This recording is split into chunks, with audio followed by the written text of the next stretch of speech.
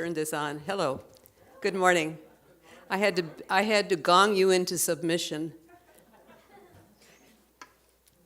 Welcome to the Umpqua Unitarian Universalist Congregation, the church that puts its faith in you, a place where you can be yourself, but not by yourself, and whomever you are, whomever you love, how you describe yourself or name the holy, you are welcome here. I'm Martha Sincula, your service leader. We are so glad that you are with us today. I especially welcome those who are watching from home, and also those of you who might be visiting for the first time. I see several of you who continue to come, and we really are so happy to see you again and again and again, and we miss you when you're gone. So thank you all for coming. Please also note those of you who are visiting for the first time, and please those of you who are here, please come to our soup and bread luncheon that will be downstairs in our social hall. So we all could get to know each other better.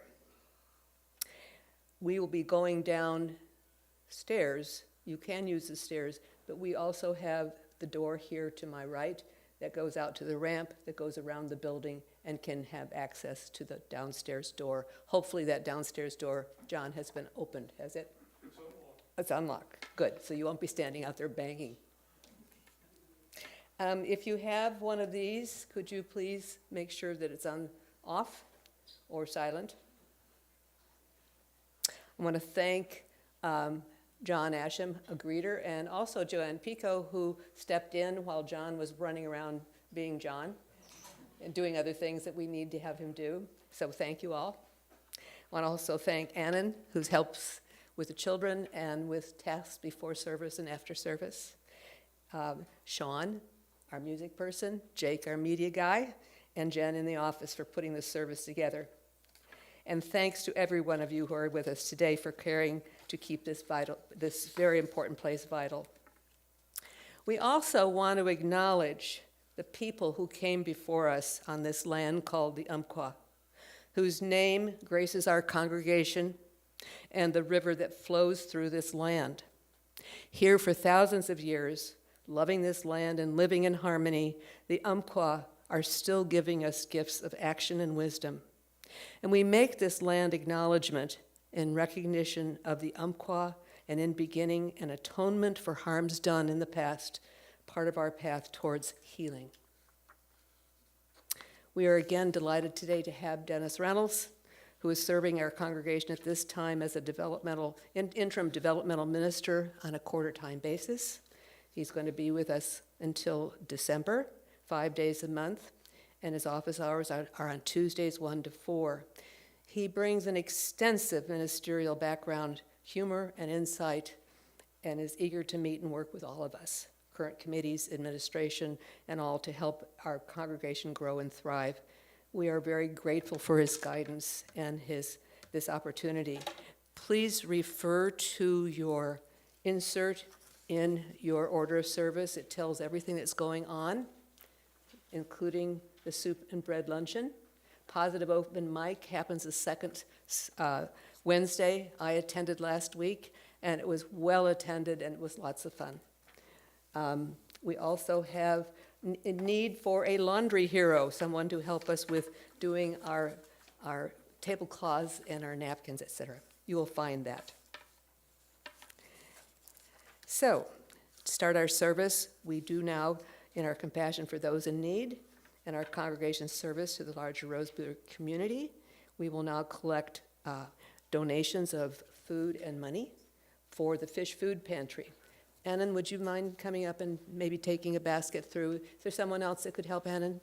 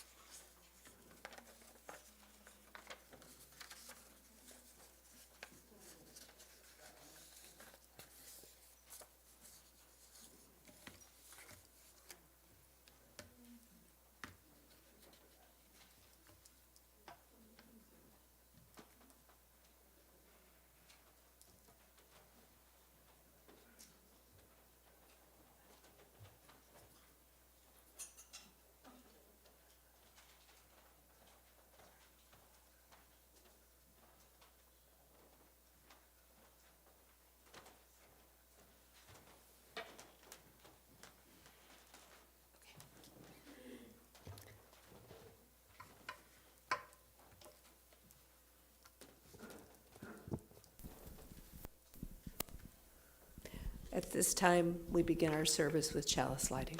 Our words this morning are adapted from Richard Gilbert. We are. Therefore, we love. We love. Therefore, we are.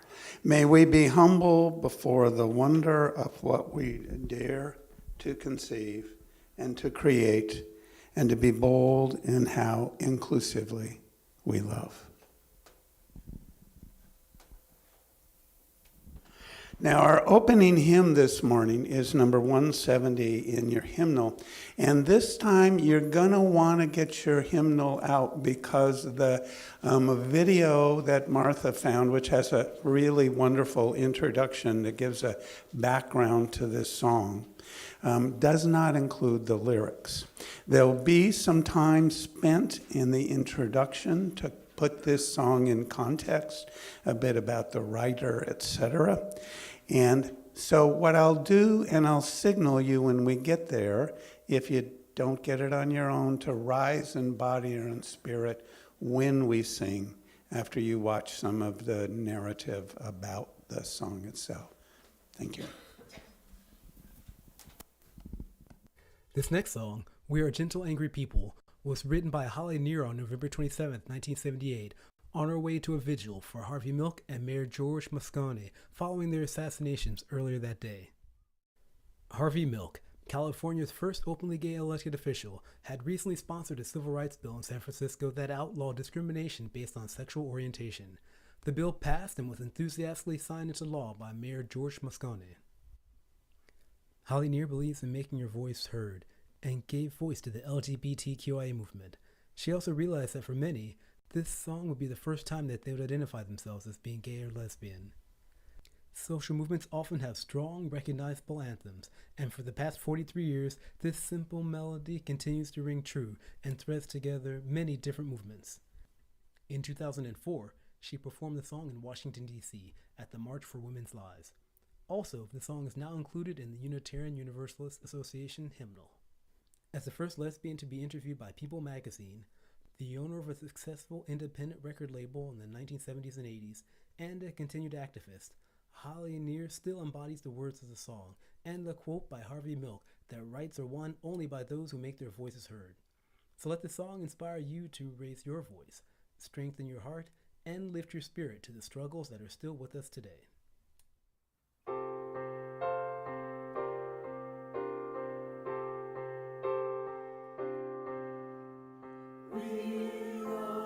Gentle, angry people, and we are singing, singing for our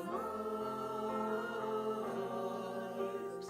We are a gentle, angry people, and we are singing, singing for our lives.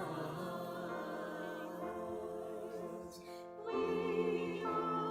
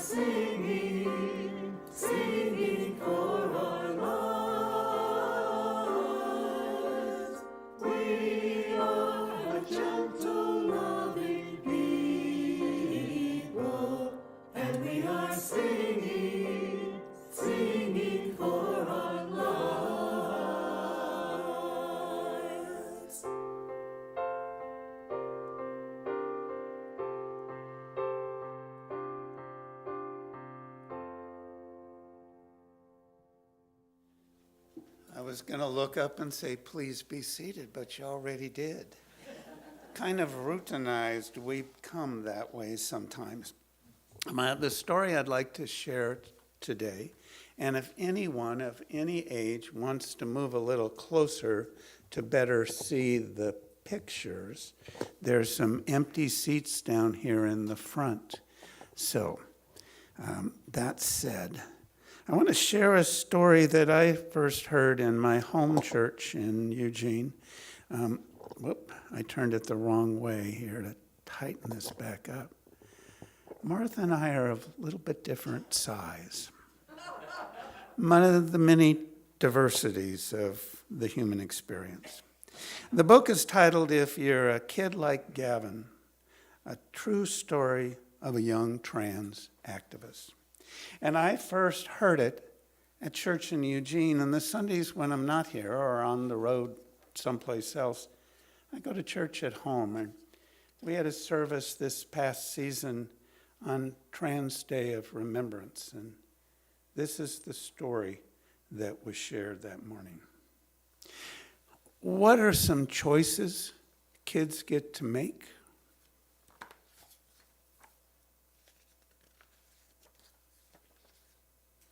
If you're a kid like Gavin Grimm, you can choose the way you ride your bike. And Gavin pops some wheelies. To eat worms on a dare, or to say, no thanks. To listen to your mom when she says you can't have any pets, or to sneak a frog into your room anyway.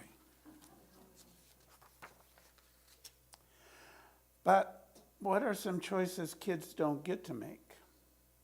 If you're a kid like Gavin Grimm or any other kind of kid, you don't get to choose who you are. You don't choose your skin color or who your parents are or where you grow up.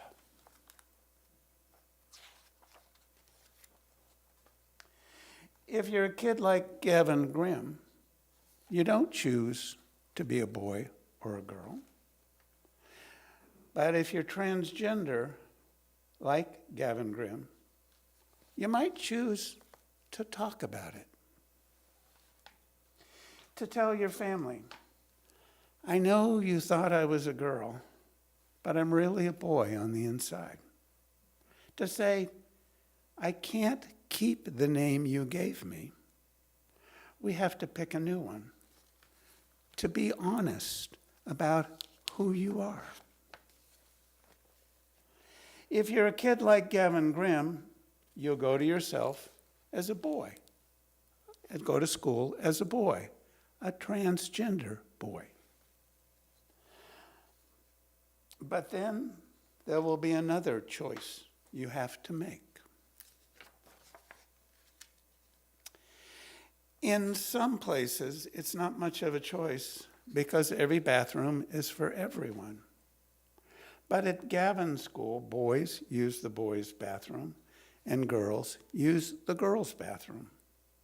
Since Gavin is a boy, he knew where he should go, but he needed to make sure it would be a safe place. Safe from stares, from whispers, from rumors, or from worse. And the illustration shows Gavin using a bathroom off of the nurses' center. But if you're a kid like Gavin Grimm, there might be people who don't think that's the end of it all. A teacher at Gavin's school started to gossip about him, telling other adults that he was really a girl, and the girls shouldn't be allowed to use the boys' bathroom, saying that he should be stopped and he should be forced to use the girls' room, and maybe he shouldn't even be at the school at all. If you're a kid like Gavin Grimm, you'll be terrified and embarrassed and feel so alone. Gavin was laughed at and bullied and called all sorts of awful names. And when he found out that his school was going to meet to talk about what they should do, about where he should go, there was another big choice to make. Gavin chose to speak up for himself. He went to the meeting of the school and told them where he belonged. He tried to make them see he was just a kid and not a problem to be solved. But he still had a choice. See, it didn't work at first. He still had a choice. He could have used the girls' bathroom, but didn't feel right. Or he could have used the bathroom his school put into a closet, one that no other kid was forced to use. He could have chosen to stay quiet. But when you're a kid like Gavin Grimm, you know the only choice you have is to fight back. To stand up for yourself, for your right to use the bathroom as yourself, and your right to be in school as yourself.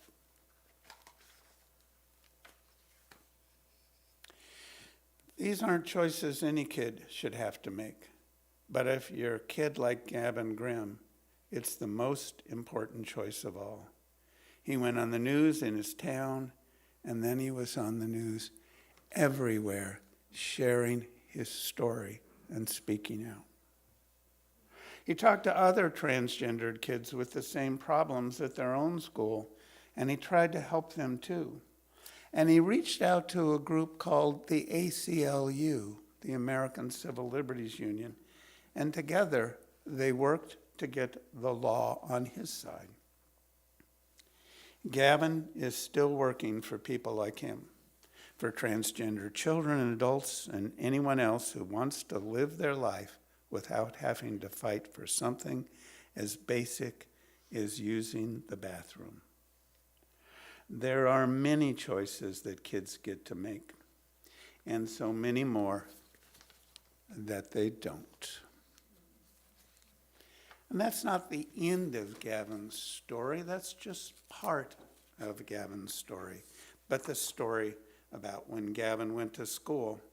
Because when you're a kid like Gavin Grimm, you can always decide to believe in yourself and fight for what you believe. What is a choice you're going to make? Each of us are asked that question. What are the choices we're going to make? And with that, we're going to sing the little one down to a program.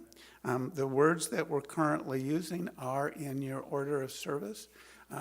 They don't always match what's projected. And I invite you, if there are any words that catch in your throat or your mind, to use the words that are most comfortable to you. Let's sing them downstairs.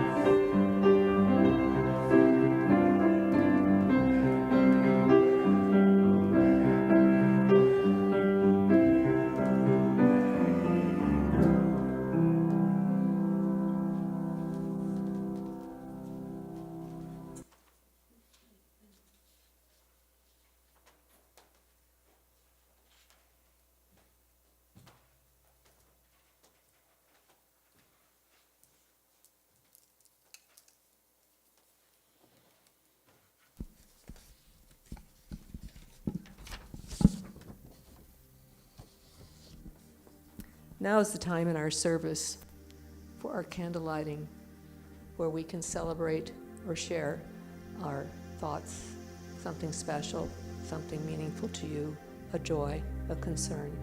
We use our candles, and if you would like to light a candle, either silent or spoken, please come form a line to my right over here, and I will be here with candles.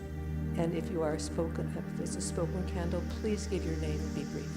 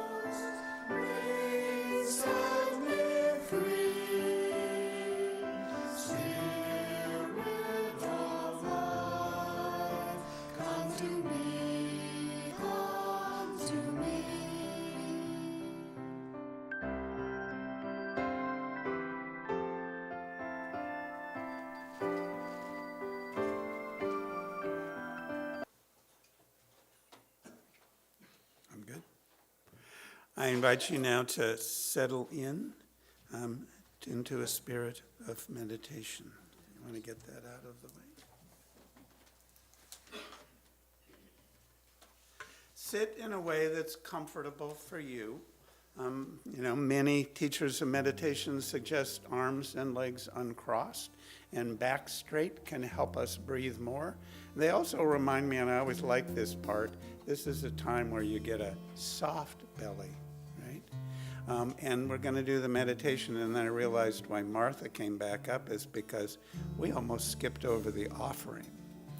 And guess what? The bills need to be paid, and the minister needs to be paid too. So we'll get back to that. But first, I invite you to center into meditation. And Sean, the light music behind is just terrific. Often when I do a meditation app that I have, it's called Insight Meditation, which I recommend to folks who want to sit alone and at home and have a timer and some sound. And it has some ambient sounds of an om, or you can choose soft music. But before we settle in and breathe together, I want to introduce to you a summary description of Unitarian Universalism that I think you can help and share with friends that say, what is this Unitarian Universalism UU stuff all about? And it has some hand motions. It begins like this. I ask you to join me. We are UU. Let's make some U's, right? We are UU. Let me say it, and then you say it back to me. We are UU. We are UU. The Church of the Open Mind. The Church of the Open Mind. The caring heart. The caring heart. And the helping hands. Let's try that once more together. We are UU.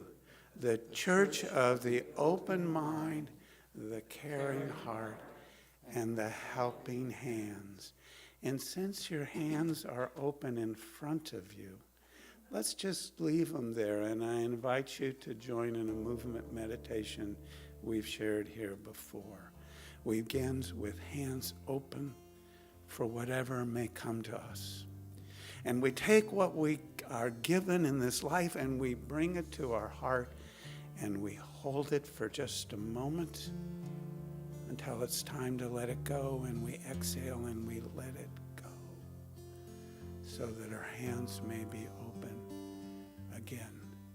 Breathing in, hold, breathing out, hold, and then breathing in and out.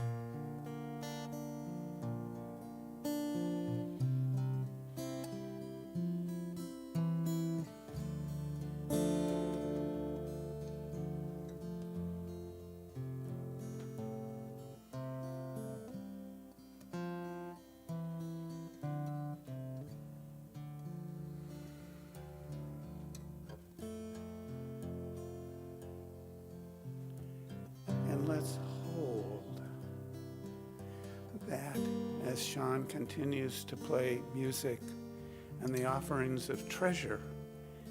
It's added to the time that's already been described that is given to this congregation. This time the offering will be gratefully received.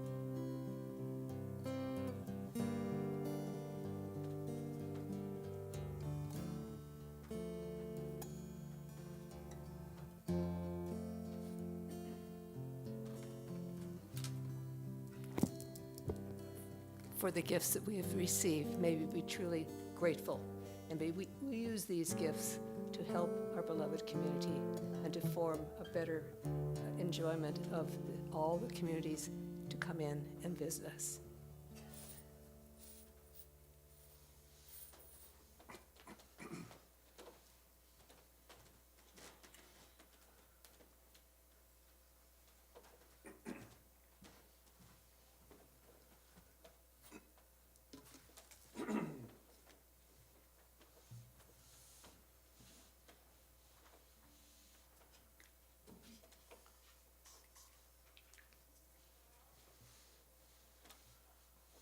Do you want to say something about this song? You have some personal connection with it. I asked Sean to share this song with all of you this morning. One, because I just think it's a lovely song, and I'm a fan of Fred Small, the songwriter. Was an activist attorney, focused on civil rights, and then he had a decision to change careers, and he chose to be a folk singer and traveled around the country, had a successful career, and he chose again to change careers. He's now a Unitarian Universalist minister. And I've had the opportunity to be at song workshops and a retreat with Fred, who gifts us with this song and many other wonderful messages. Thank you, Sean.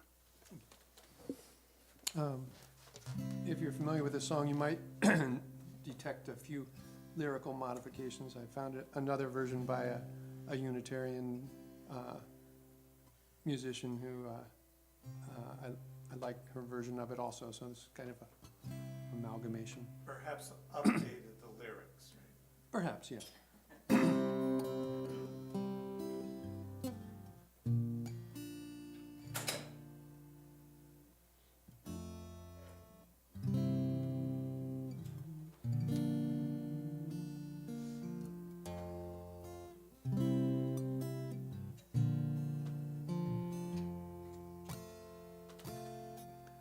We have cleared off the table, leftover sand, washed the dishes and put them away. I have told you a story and tucked you in tight at the end of your knockabout day.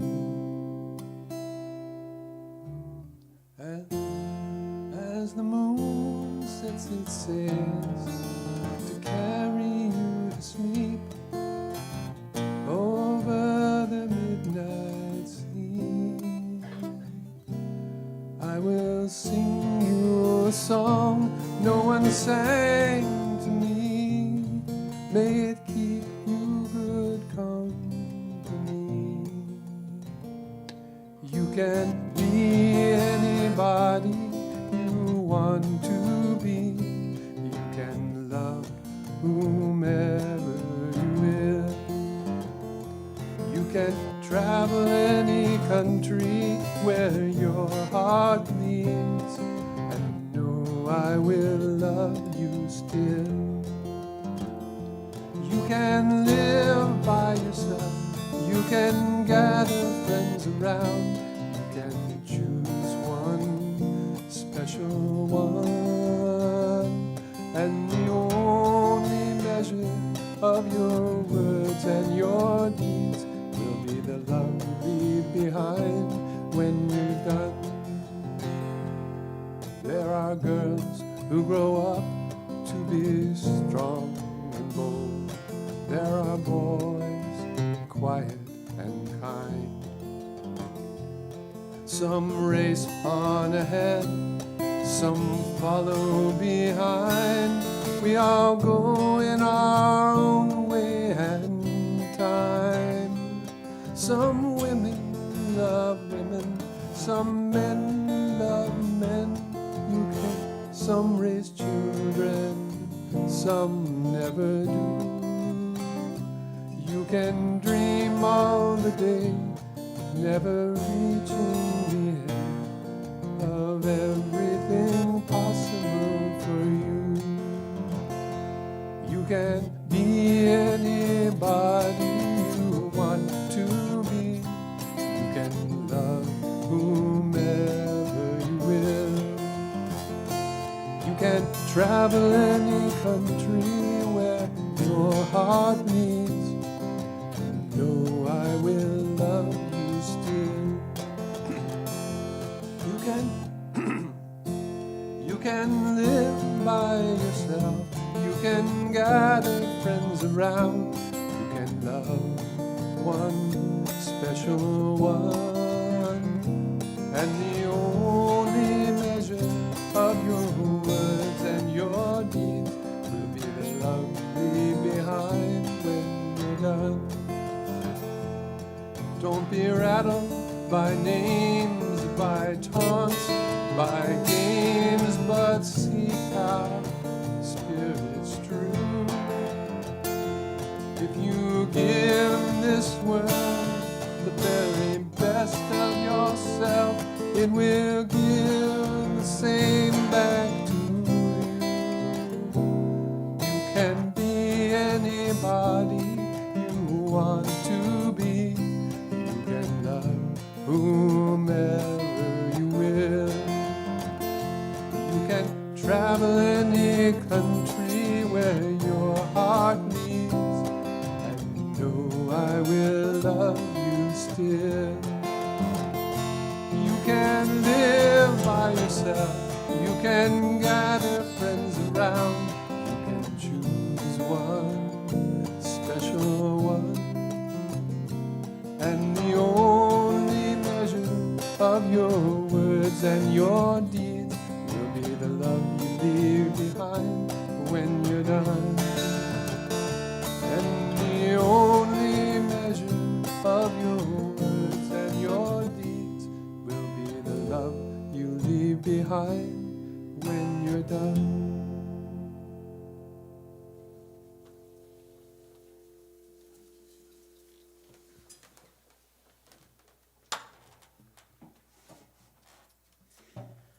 Thank you, Sean, and thank you, Fred Small. Now, Polly Murray, the poet, I'm going to use this other mic here, give Martha a little more room. Polly Murray, the poet whose words Martha will share, was one of the most amazing and most under-acknowledged people of the 20th century. The granddaughter of a slave and the great-granddaughter of a slave owner. An orphan, she was raised by an aunt in North Carolina. She went on to graduate from Hunter College in New York. After being rejected from graduate work at the University of North Carolina because of her race, she was black, she became a labor organizer. She was arrested for sitting in the whites-only section of a bus in Virginia in 1940. In 1940. The litigation that followed led her to law school at Howard University. When she later pursued further study at Harvard Law, she was rejected because of her gender. She went on to be a legal scholar whose legal reasoning helped Thurgood Marshall's challenge to segregation in Brown versus Board of Education. Her work with Ruth Bader Ginsburg in the 70s helped to establish that the concept of equal protection under the law included gender. In 1965, she became the first African American to receive a doctorate of law from Yale. In 1976, she became the first woman to be ordained as an Episcopal priest. And she was a powerful poet.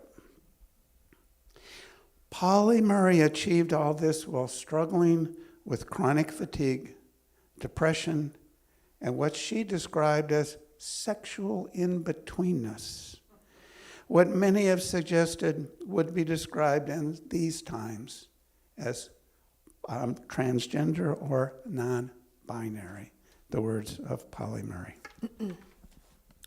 The first poem is called The Wanderer. I came with the young sun strong in my limbs, and fresh wind in my hair. Spring follows my footsteps. Joy spills from my eyes. Peace lies in my breasts. 1,000 songs tremble in my brain. My heart is merry with song. Will none heed young love from the hills? No one in the loud city reveal themselves? No friends along these many streets? Will none walk with me in twilight? Must love be desolate this long night? This one is called Tears. 3 times I have known tears. When I loved you, when I lost you, when you lost yourself.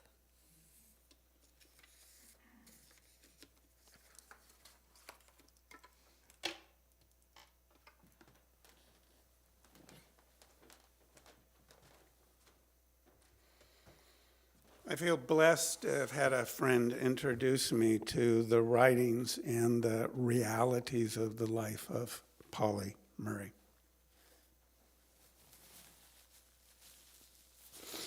Love, as the country song tells us, is sometimes a hurting thing. Yet it can be the most glorious of things. The sweetness of love can bring tears to our eyes. And tears come too when it's lost. I also weep when I hear stories of those whose love is questioned, challenged, and demonized. My heart aches when I hear stories of sex and gender-based oppression, discrimination, and violence for those who, in face of all of that, might, as the poet described it, perhaps lose themselves.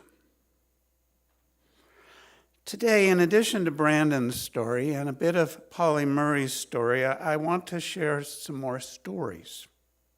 For stories, sad stories, bold stories, heartbreaking stories, love stories, stories about the good old days, happy stories, sad stories, are important teaching tools, especially when the stories like Brandon's and Pauli Murray's are true.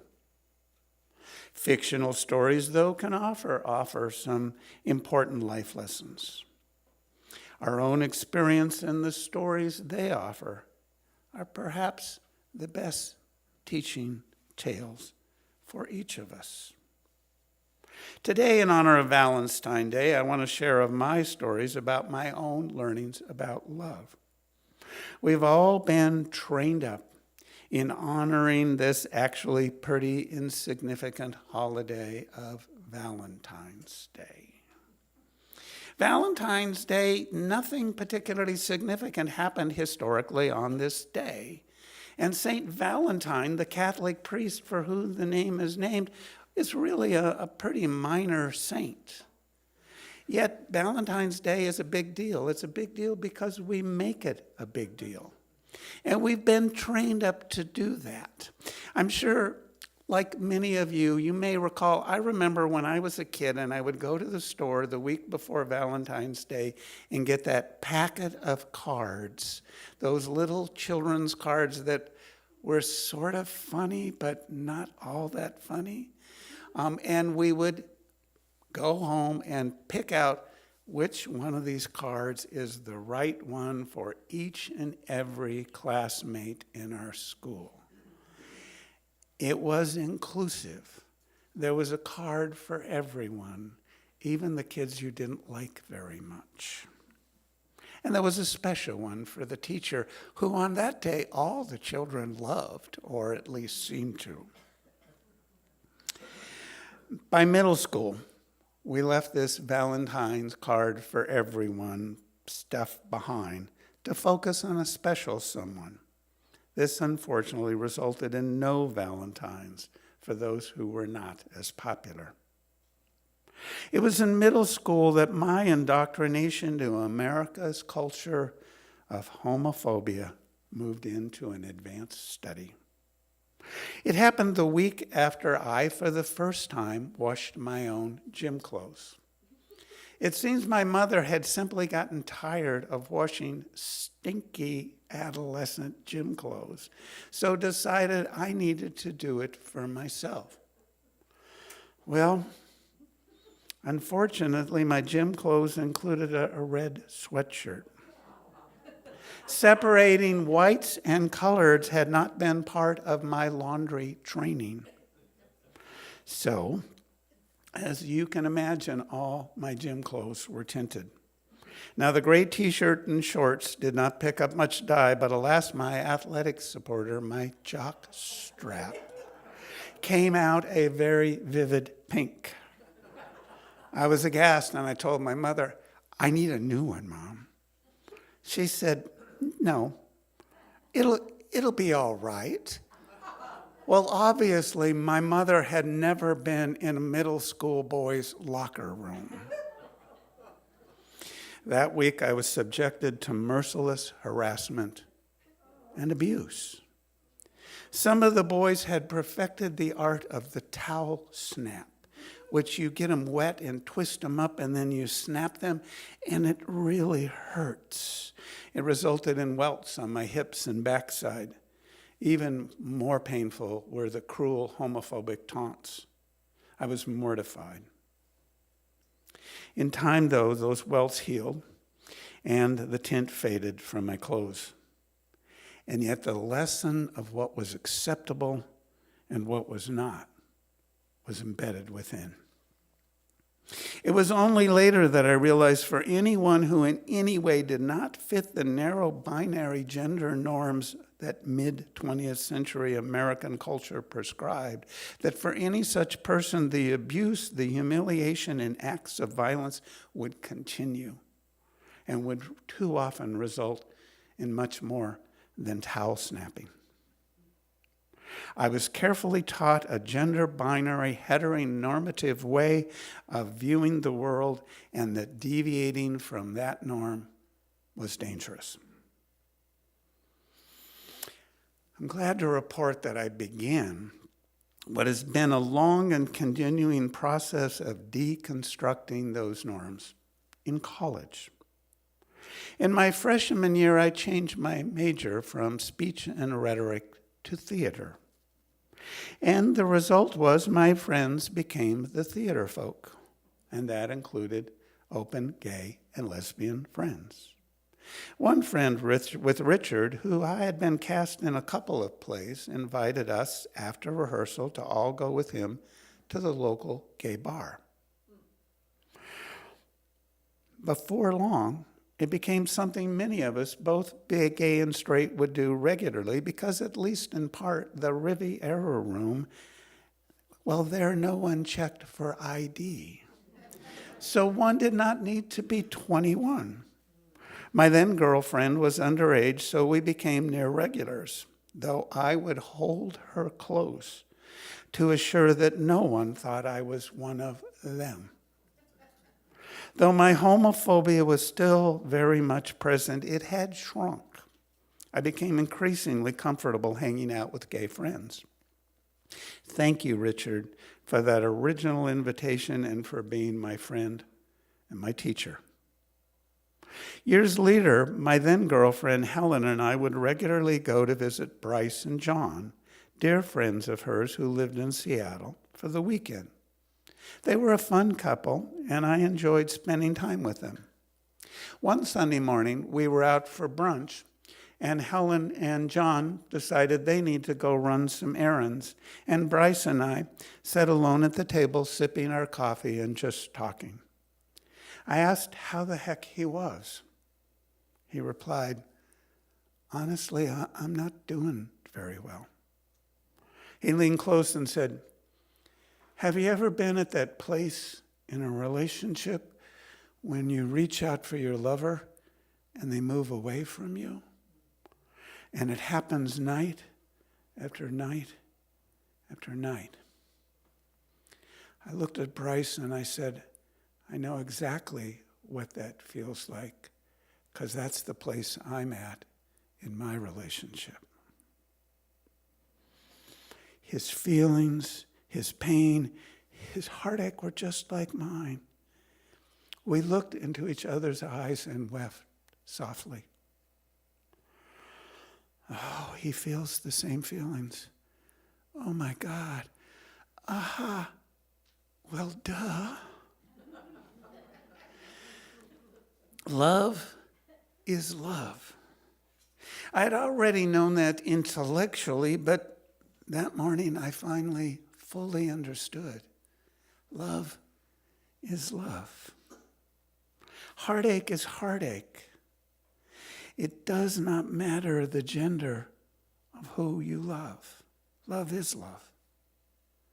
Thank you, Bryce, for being my friend and my teacher. Love is love, yet those who love the same gender or both genders have for far too long not been treated the same, and they're still not treated the same. When we first arrived on Whidbey Island just over a decade ago to serve the UU Fellowship on Whidbey, we as a congregation were actively involved in supporting a ballot initiative to make same-sex marriage legal in Washington state. This was before it was national.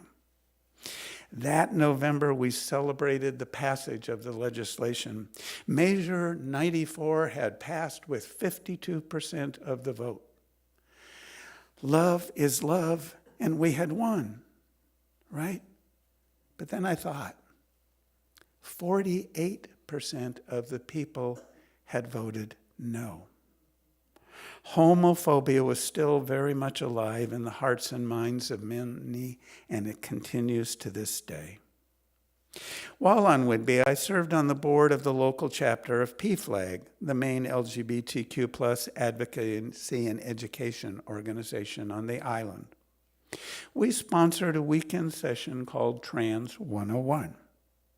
There I learned that nearly 5% of the population is considered to be part of those who fit under an umbrella of trans. That includes non-binary folks, those who live as a gender other than the one assigned at birth, and those who have begun to transition medically. 5% is about the same percentage of people as those who have red hair. I learned a lot that day about the biology and the psychology and the reality of the lived lives of those whose identity does not fit within society, and too often my own out-of-date narrow definitions. I had more work to do to deconstruct my own egocentric notions of normal. I learned that to be cisgendered, that is to have one's biological sex match one's psychological gender identity, was only one of a wide range of ways one can be in the world. Thank you to those who offered that program for being my teachers. My understanding continues to grow thanks to spending time in numbers of settings with young people who are more willing to be open about explorations and honest expressions of their own reality, and were in communities where they felt safe to do so. One such community was the UU summer camp I have been attending every summer for nearly 30 years. There I got to know young people who identified as trans or non-binary. I remember one young person, I'll call them Robin, who as they grew up came to understand that their assigned birth sex did not match with who they knew at the core of their being they truly were. Excuse me. Fortunately, Robin lived in a supportive and open family and was surrounded by a community that supported their decision to transition and live their life as male. As a transgender, as a teenager, they began hormone therapy. They began regular injections of testosterone, or as Robin called it, T. We were Facebook friends, and I remember well a series of posts he made.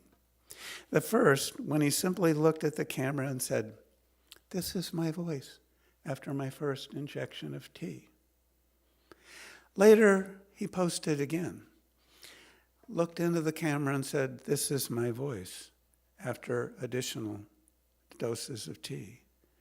And finally, a third voice where Robin looked at the camera and said, "This is my voice," after multiple injections of tea. "This is my voice. This is my voice." And he laughed joyfully. Finally, he could hear his own true voice.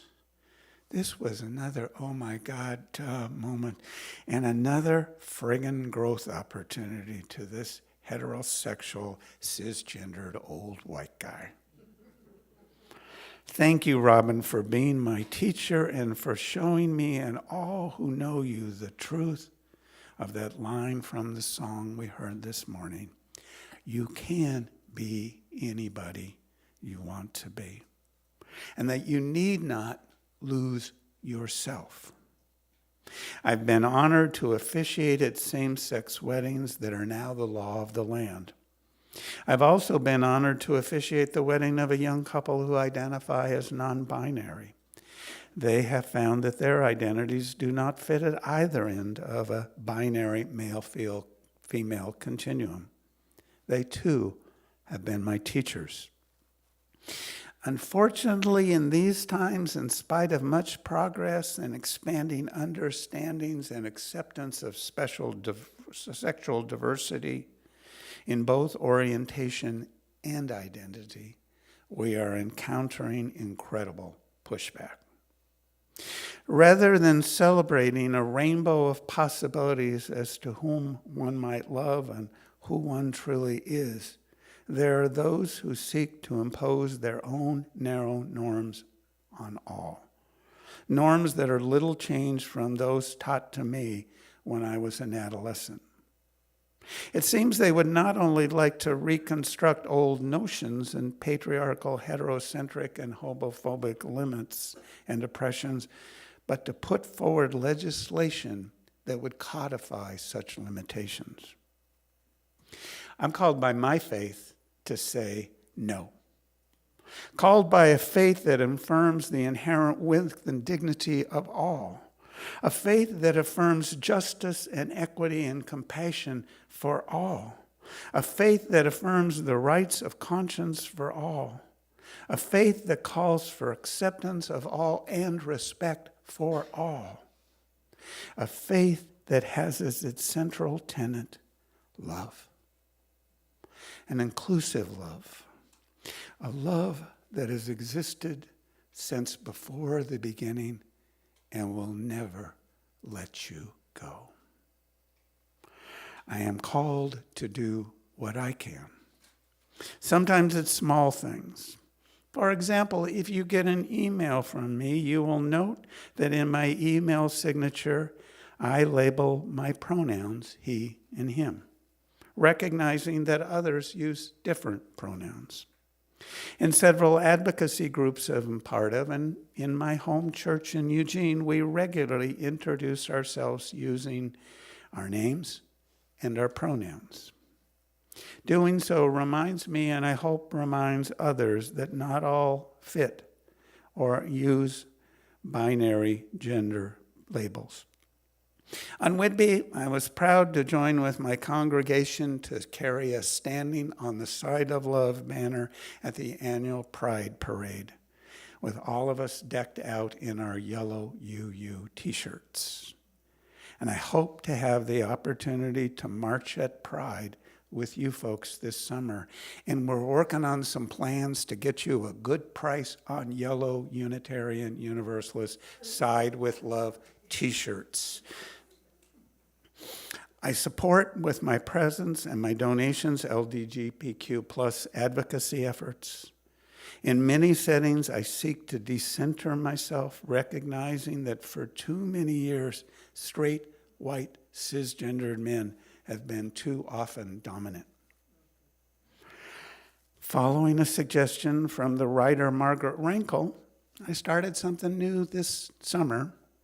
On the 4th of July, I fly an American flag in the front of my house, and I fly a pride flag next to it. And I'll be doing that every July at my house. And most of all, I seek to keep my mind and my heart open to accept with love any feedback others offer as to what may help me to speak and act in a manner that helps all to feel included. I'd like to close with the lyrics of a song. It's part of a fictional story, a story about characters with diverse sexual orientations and identities. It's the musical Rent. I watched it again this week, and I'm buying tickets because they're doing it in Ashland this summer live. I've never had the opportunity to see it live. For those who do not know it, it's set in New York City in the midst of the AIDS pandemic, and it includes multiple love stories and one heartbreaking death. The story takes place over 1 year's time, 12 months, 52 weeks, or as the songwriter Jonathan Larson tells it, 525,600 minutes. 525,000 moments so dear. 525,600 minutes. How do you measure a year? How do you measure a year in the life of a woman or a man, of any life? How about love? How about love? Measure in love. Measure in love. Seasons of love. Seasons of love. May you measure your life in seasons of love. And may we all seek to make it so.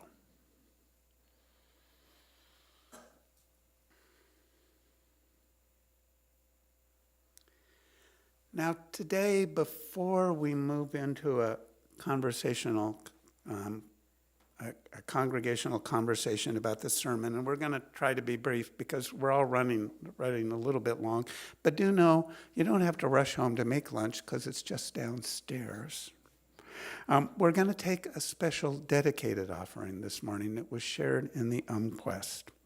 And that offering, the congregation, is something you've done in the past, but not since before the beginning of the pandemic.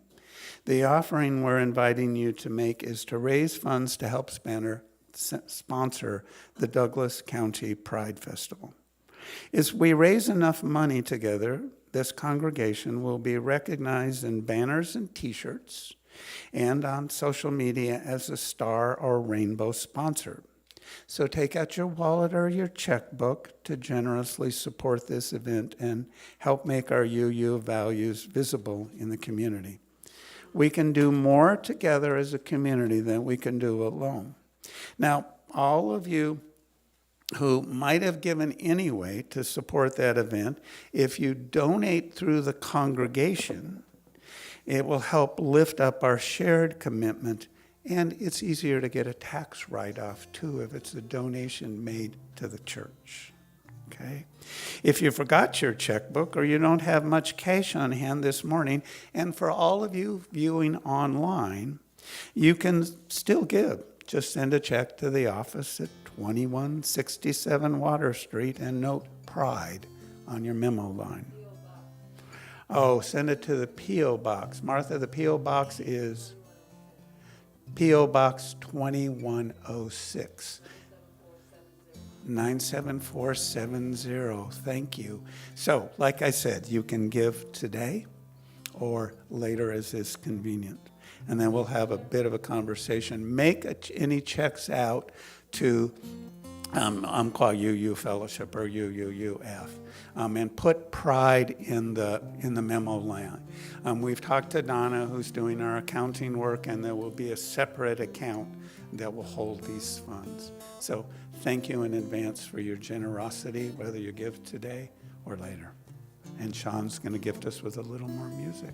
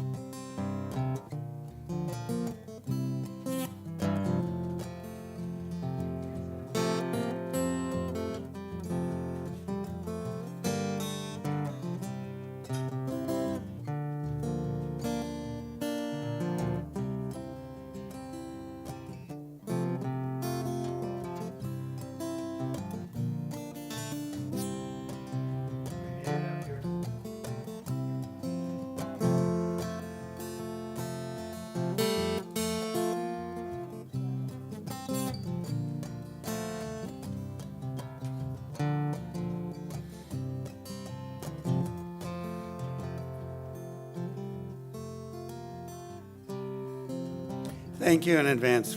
Thank you for your generosity.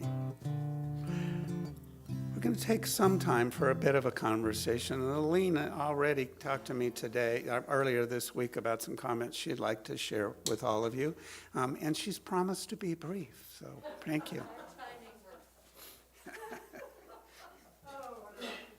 Let me hand you the mic.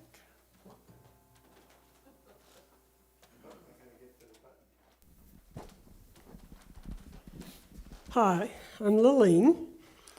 I am non-binary, gender fluid, and I've chosen lesbianism as my life. Most of you didn't know that, but you all know me as a lesbian. I want to tell you about some time I spent a couple of months ago down the stairs with members of the Umpqua Valley Rainbow Collective. That's the primary group behind Pride. It is a huge group. On its mailing list of activities alone, there are 350 young people and people of other ages. So we were talking about how UUUC might relate to them, what kind of relationship we could have, how we could support each other. And talked a little bit, and then it got silent. And I noticed a person starting to tear. And I said, what can we do to be helpful? And two people started crying, and one of them said, Lilene, we need adults. We need mentors. We need allies. We need support. And then it got quiet because that person was crying. And a second person said, look at us. We're in our 20s and early 30s. And we have people coming to us who are in their teens and the early 20s wanting help to come out, wanting help to be. And we're trying to come out ourselves. We've unleashed something and we need help. We have kids who call us up and say, I need a bed because I've been thrown out. And other stories, which I don't need to take the time to relate to. But what they wanted were allies and mentors and listening ears and the older people who are not going to reject them because Roseburg is still in the dark ages. Last week on Monday, they also had a conversation, brief with me. And the gist of the conversation was, do you think seniors would show up at the Pride Parade? We don't want another Wellspring, and we're becoming even more visible, and a lot of us are afraid. And we think, we've seen you all on Garden Valley, by Fred Meyers with your signs. Do you think some seniors would come down to the fairgrounds because it's safer, it's behind bars, but be there with some signs in case those people came up and tried to get in, and just stand on the other side of the fence and hold up your signs? And that's what I want to share with you today about how we can be helpful. And we'll be exploring options beyond today in terms of, how this congregation, might stand up and show up in the realities. And in the interest of time, I'm going to suggest that some of those conversations today can continue through lunch. We're getting on well beyond the normal time for a service. So what I'm going to do is I'm going to invite you to kind of begin the process of moving downstairs or getting ready to move downstairs and ready to show up for Pride as we sing our closing hymn. It's number 407, Who Want the Hymnal, though these lyrics will be projected. We're going to sit at the welcome table. Please rise in body or in spirit as we sing this closing hymn, and then remain standing for our closing words of benediction. And remember, the conversation about this issue is just beginning, or I should say issues, because it's broad and diverse. So let's sing together, and then we'll eat together, and let's sing out.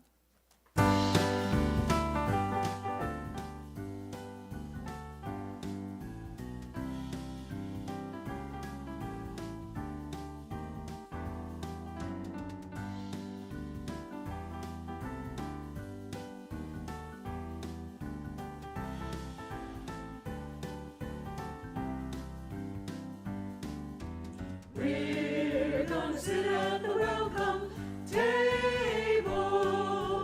We're gonna sit at the welcome table one of these days. Hallelujah. We're gonna sit at the welcome table. Gonna sit at the welcome table one of these days.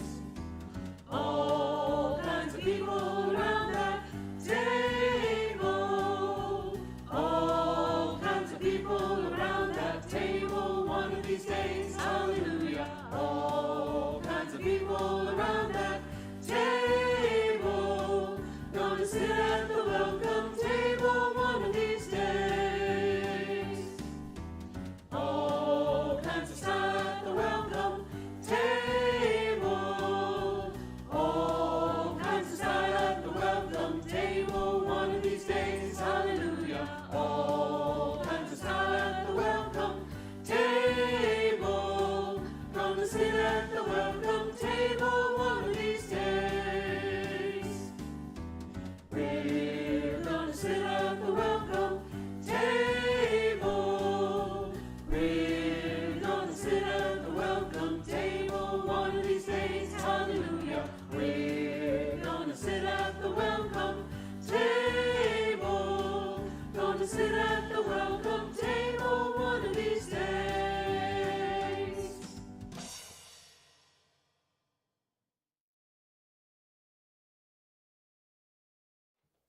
Are from John Morgan.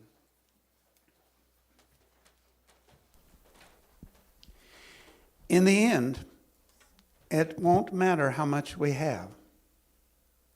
But how generously we have given, It won't matter how much we know. but rather how well we live, And it won't matter how much we believe. but how deeply and inclusively we love. Salam, shalom, amen, and blessed way it be. I'm going to say a phrase as we extinguish this chalice, and I ask you to say it back to me. We extinguish this flame, but not the light of truth.